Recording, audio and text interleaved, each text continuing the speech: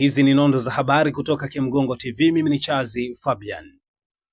Waziri Mkuu wa Tanzania Dr. Mwigulu Nchemba amewataka Watanzania kuelewa na kuthamini maamuzi ya serikali ya kuahirisha safari ya treni ya mwendo kasi yani SGR kutokana na changamoto za hali ya hewa inayolenga kulinda usalama wa raia, akisisitiza kuwa jambo hilo ni la kawaida na la kitaalamu ambalo hutokea duniani kote. Akizungumza hii leo Ijumaa Januari 2 wakati wa ziara yake wa kutembelea wakazi wa Tindiga wilaya Kilosa mkoani Morogoro ambao wameathirika na mvua zinazoendelea kunyesha nchini, amesema kuwa nchi zilizoendelea kwenye teknolojia kama Tanzania hufanya maamuzi kama hayo pindi kunapotokea barafu ama mvua za upepo zinazoweza kuathiri mfumo wa umeme pamoja na usalama wa abiria. Kauli hii imekuja kufuatia hatua ya shirika la reli Tanzania TRC kusitisha kwa muda safari ya treni ya SGR kati ya mkoa wa Morogoro hadi Dodoma kuanzia Disemba 31 ya mwaka 2025.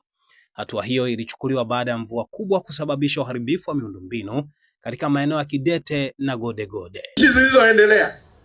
Nchi zilizoendelea zipo ambazo zina reli kama ya kwetu kwa ajili ya usalama wa raia. Hizi ni nchi zilizoendelea, kwamba pametokea barafu wanaahirisha reli treni zipite siku hiyo kwa ajili ya usalama wa raia. Ikitokea mvua ya upepo ambayo inaweza ikafanya nyaya zile zikayumba, zikasababisha uwiano wa tofauti kwenye mtiririko wa umeme, wanaahirisha treni isipite siku hiyo. Si jambo la ajabu.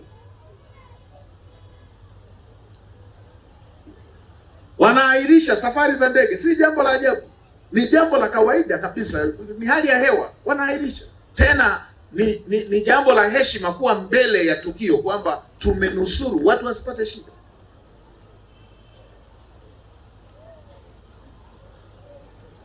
Sasa na sisi tuna reli ya kisasa ya aina hiyo hiyo. Ikitokea mvua ya upepo inayotikisa nyaya zile, mtiririko wa umeme hautakuwa wa kawaida. Wale wanaotaka mabaya Tanzania wanataka watu waendelee kupita kule. Hata viazi mviringo ungevipeleka. Unataka watu wapite na mvua ya upepo inanyesha kwenye treni inayotumia umeme. Muone jinsi tunavyotofautiana uwezo wa kuongoza. Wao wangeswaga tu.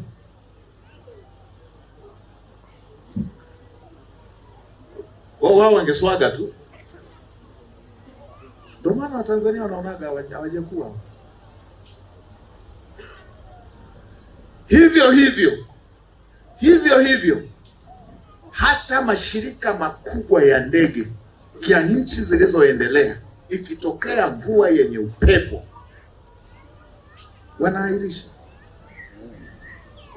Ili si hata jambo. Na mimi niwaambie TRC, maisha ya Watanzania ni kipaumbele cha kwanza. Usalama wao ni kipaumbele cha kwanza.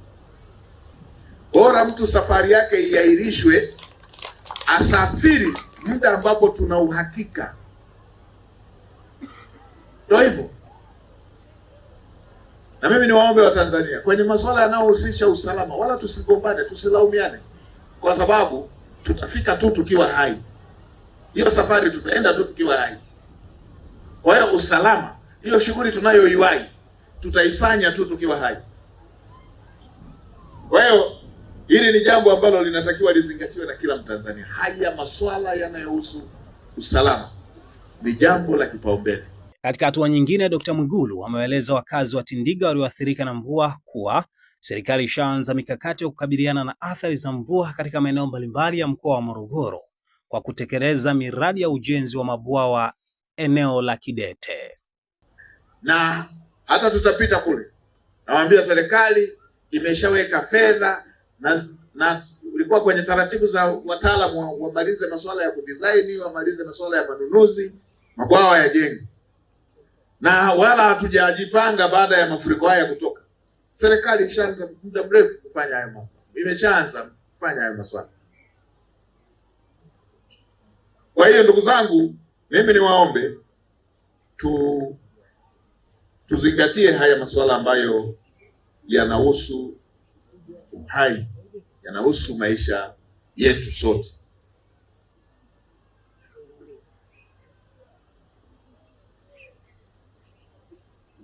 Tumalizie haraka lile jambo la viwanja.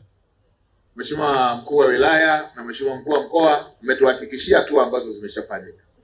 Limalizieni haraka, malizieni haraka, na nitoe rai kwa wale watakaopewa viwanja hivi. Umesema, umegusia hilo Mheshimiwa mkuu wa mkoa, tukisha kwenda kwenye eneo lile, nitoe rai tusiuze tukarudi tena kwenye maeneo ya mafuriko.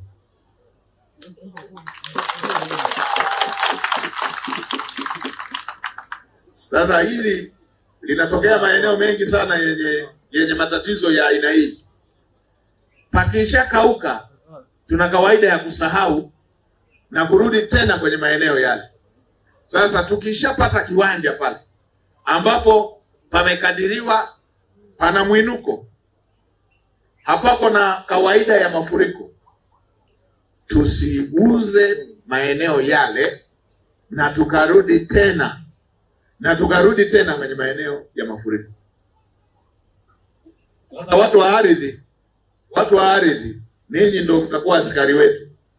Akija mtu anataka kuuza maeneo hayo hapo, anataka kuuza maeneo yale pale ambayo tumesema watu wahamia, tunataka tumjue, tuletee kimya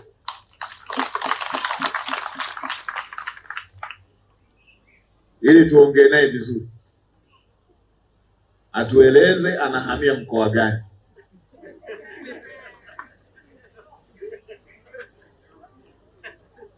Atueleze anahamia mkoa gani. Na Mheshimiwa Diwani, upo hapa, umeongea vizuri, na ndio maana walikuchagua. Una hekima, una maono ya kiuongozi. Inawezekana ndo diwani wa kwanza wa kata hii amekaa na waziri mkuu hapa.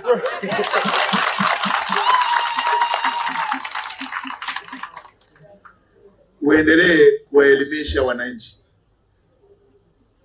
Majanga ya aina hii huwa hayatumi salamu, hayatishi hodi, hayaandiki barua, yanakuja kwa kuvamia kama hivi. Ni nzuri tuchukue tahadhari. Serikali ya kijiji, serikali ya kata, sote tunatakiwa tuchukue tahadhari. Maeneo haya ambayo tunajua yana shida hizo na maeneo mengine, ni vyema tukachukua tahadhari kabla matatizo hayajajitokeza. Pale la kwanza, la pili, la tatu, mpaka anahamia, tunamwangalia. Hii sio, lazima tuambizane ukweli. Hii sio kwamba kama eneo tunalijua huwa lina mafuriko, kuanzia pale kwenye kijiji tukubaliane kwamba hapa hapaswi kujengwa. Msioneane haya.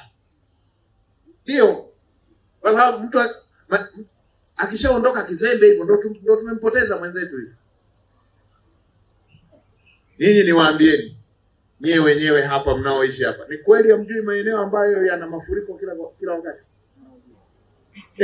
Ninyi hamjui kweli? Mimi nimekulia maisha ya vijijini, najua kuna eneo, mimi ni mfugaji, mimi najua kuna maeneo ambalo hata zizi la ndama haujengi. Unajua hapa hizi hata mvua kama haijanyesha, nyasi zinasema hapa huwa mkondo wa maji. Jamani, kweli si kweli? Kwa hiyo tahadhari ya kwanza tunatakiwa pale tulipo tuichukue pale tulipo. Hizi zingine zinafuatia, lakini hili ni jambo ambalo sote tunatakiwa tushirikiane ili kuweza kuhakikisha tunaondokana na madhara ya mara kwa mara ya aina hii. Hii dunia ambayo imeathirika na mabadiliko ya tabia nchi, msitarajie sana kwamba itakuwa na huruma sana kwenye masuala ya kimazingira. Ni lazima tuwe makini.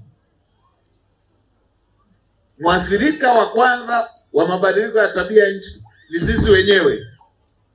Kwa hiyo niliona na lenyewe nilisisitize, nilishasema na kule Kidumu, kamati za usalama za mikoa na wilaya tuendelee kuyazingatia.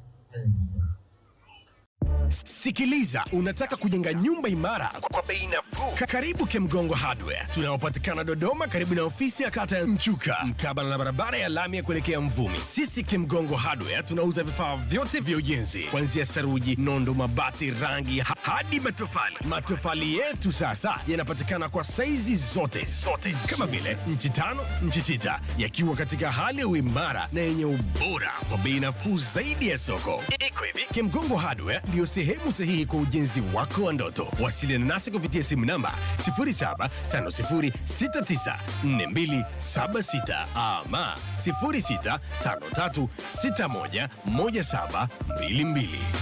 Kemgongo Hardware, karibu ujenge nasi kwa gharama nafuu.